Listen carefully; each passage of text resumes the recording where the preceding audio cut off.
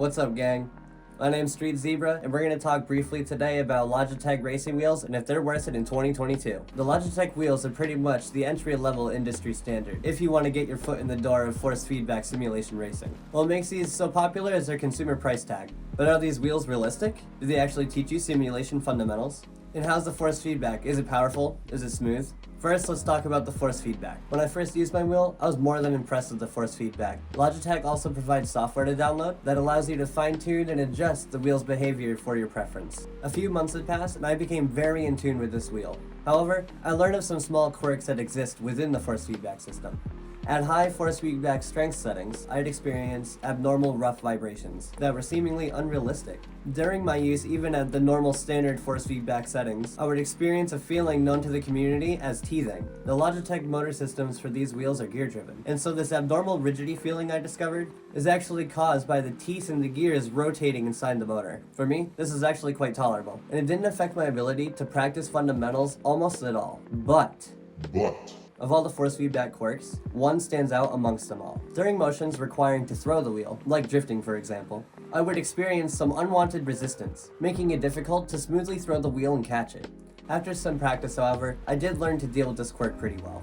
When it comes to the pedals and the shifter, I didn't have much of an impression. And if you use it too roughly, you are sure to break it, so you do need to use it gently. The throttle pedal and the clutch pedal both feel awesome. When it comes to the brake pedal, absolutely horrendous. It's very difficult to press down. This is the most common complaint that I've come across with these setups. Alright, let's talk about some cool things.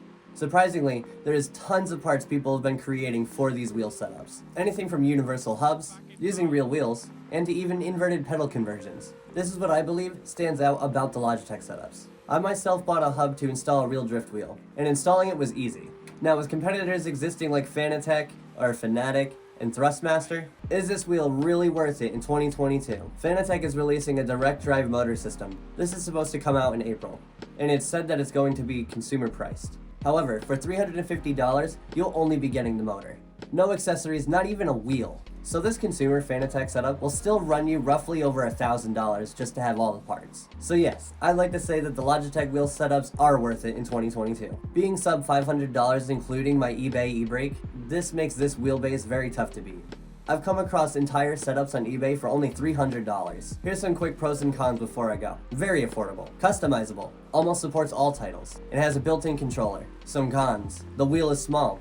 The brakes are absolutely awful. The shifter is fragile. And the force feedback, teething, and resistance. Okay, that just about wraps up my video for today. Thank you all for who stayed and watched. If you like my content, be sure to like and subscribe.